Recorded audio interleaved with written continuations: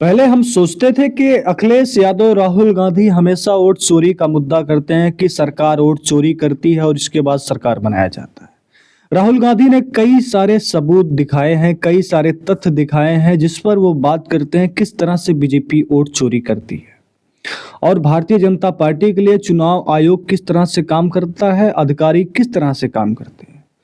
लेकिन इन सब बातों पर पर्दा डाल दिया जाता है। चुनाव आयोग कहता है ये सब बेफजूल की बातें हैं और सफाई के तौर पर भारतीय जनता पार्टी के कई प्रवक्ता और कई नेता सामने आ जाते हैं कि राहुल गांधी जब चुनाव जीतते हैं तो कहते हैं कि नहीं, ईवीएम ठीक है, चुनाव सही हो रहा है, और जब हारते हैं तो ठीकरा फोड़ा जाता है। लेकिन अब उसी सरकार के केंद्रीय मंत्री अगर कह रहा है कि हमने ऐसे चोरी करके और ऐसे काम करके अपने विधायक को जितवा दिया है, तो इससे बड़ा सबूत शायद किसी को जरूरत नहीं है। एक सीट गलती से हार गलन। अगर हमरा वो कहतन हल जैसे 2020 में कहलन हल कि हम हार रही है कोई उपाय, उस समय 2700 वोट से हारे थलन। हम प्रयास के लिए जीत गलन। इस साल वो मात्र 1600 वोट से हार रहा। दुर्भाग्य हमर है, उनका का दिमाग हो गई, हमरा से बात न करें और सीधे मैदान छोड़ के भाग गए। जौन साथी जो 2020 में जो कलेक्टर अभिषेक सिंह जी अभी त्रिपुरा में है, वो टेलीफोन करे थलन कि सर हम तोरा 2700 वोट से पीछे है, लता जिता दिलिए हल, अभी तो 1600 वोट से पीछे है, जितावे में कौन दिक्कत है। हम माथा ठोकली कि हमारा पास अगर जानकारी हुआ था तब ना, तो चल गया घर है। खैर, कहे के मतलब कि हम जे रात दिन जनता के काम ला बैठल रहे ही गया में। सवाल यह है कि वो केंद्रीय मंत्री कौन है और बिहार में जिस तरह तरीके से जीत हुई है एनडीए की और भारतीय जनता पार्टी की, वो चोरी नहीं तो क्या है। अब देखिए, सबसे बड़ा बात यह है कि माझी यानी कि केंद्रीय मंत्री माझी बोले कि कैंडिडेट हार रहा था, तो मैंने डीएम साहब को फोन लगा दिया, फिर डीएम साहब ने कुछ काम किया और इसके बाद हमारा विधायक जीत गया। यानी कि जो प्रत्याशी हार रहा था उसको केंद्रीय मंत्री ने एक डीएम को फोन किया और डीएम ने उसे क्या करके और कैसे करके जितवा दिया। इससे बड़ा सबूत और क्या चाहिए चुनाव आयोग को, या फिर प्रधानमंत्री मोदी जी को, या फिर भाजपा को।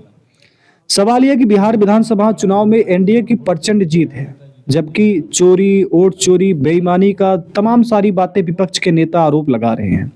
लेकिन इसी बीच में क्या होता है कि गया जी से केंद्रीय मंत्री और हिंदुस्तानी आवाम मोर्चा के संरक्षक जीतन राम मांझी का एक वीडियो सामने आया, जिसमें वो खुले मंच से कह रहे हैं कि साल 2020 के विधानसभा चुनाव में एक सीट पर 2700 यानी कि 2700 वोट से हार रहे थे, लेकिन डीएम साहब से बात करके जीत दिला दी।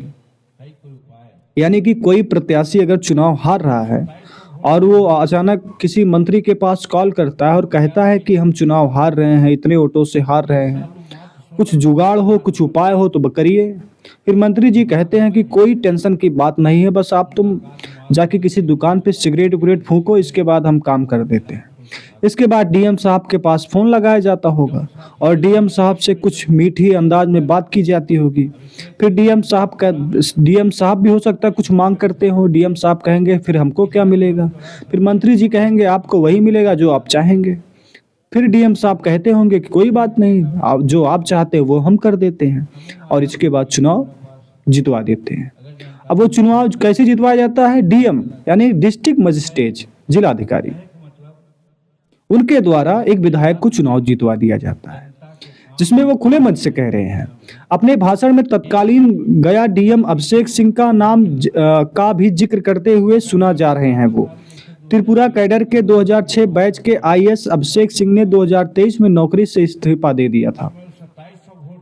सार्वजनिक मंच से मगही भाषा में दिए गए इस बयान के बाद चुनावी व्यवस्था पर बहस तेज हो गई है। आरजेडी ने वीडियो पोस्ट करते हुए लिखा कि सच कब तक छुपाया जाएगा, कभी ना कभी तो सामने आ ही जाएगा।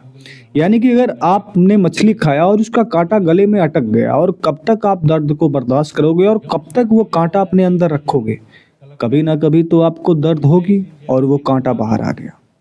और कहीं ये जो वोट चोरी का मामला इसी प्रकार से तो नहीं है। यानी कि आप जोड़ सकते हैं कि पूरे हिंदुस्तान में, चाहे वो उत्तर प्रदेश हो, बिहार हो, भारत के किसी भी राज्य में अगर चुनाव हो रहा है और डीएम चाहता है किसी को जितवाना, जितवा सकता है, जिस तरह से जीतन राम मांझी वीडियो में कह रहे हैं। अब इससे बड़ा सबूत कुछ होगा नहीं, और ये सबूत के आधार पर अब देखना ये कि भाजपा क्या कार्रवाई कर सकती है। क्या उनको इस्तीफा दिलाया जाएगा, या फिर जो विधायक, जिस विधायक की बात कर रहे हैं वैसे तो बात कर रहे हैं 2020 में हमने जितवाया था, अब की बार बताया होता 2025 के चुनाव में तो फिर जितवा देते, मगर वो बताए नहीं, बस मैदान छोड़कर भाग गए, यानी कि गिनती छोड़कर भाग गए होंगे। उसी टाइम पर जीतन मांझी के पास फोन किया होता तो जीतन मांझी जी जितवा देते, डीएम से बात करते हो सकता है और ऊपर के अधिकारी से बात करते, मगर काम तो बन ही जाता। उनके कहने का मतलब यही सामने आ रहा है। लेकिन जब सोशल मीडिया पर वीडियो वायरल होता है, इसके बाद वो क्या कहते हैं कि मेरे एक वीडियो के साथ छेड़छाड़ कर वायरल करने वाले कुछ लोगों को लगता है कि मुसहर के लाल को बदनाम कर देंगे। अब मुसहर के बेटे को कोई ना तो कोई अपमानित कर सकता है और ना ही कोई बेवकूफ बना सकता है। अब केंद्रीय मंत्री जी के कहने का मतलब है वीडियो को गलत प्रकार से प्रस्तुत किया जा रहा है, वीडियो को गलत प्रकार से दिखाया जा रहा है।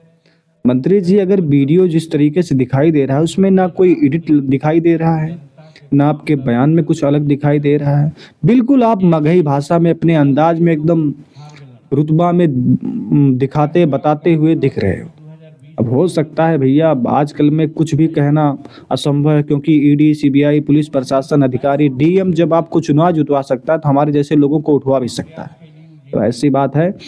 खैर, वोट चोरी का एक नया नमूना फिर सामने नजर आ गया है। कोई मंत्री, केंद्रीय मंत्री और कोई भी भाजपा का अगर बड़ा नेता चाहता है किसी राज्य में सरकार बनाना, और जीतन राम के मांझी के जरिए, जैसे इन्होंने बताया, वहां कभी विपक्ष का नेता, विपक्ष की पार्टी चुनाव जीत ही नहीं सकती, सीधी सी बात है। और ये चोरी अगर इसी तरीके से बिहार में हुई है तो ये चोरी सिर्फ ये बिहार में नहीं हुई है, हरियाणा, पंजाब, महाराष्ट्र, जहां जहां भी चुनाव हुए हर जगह भी चोरी हो सकती है। धन्यवाद, नमस्कार। आपकी जो राय कमेंट में जरूर बताइएगा।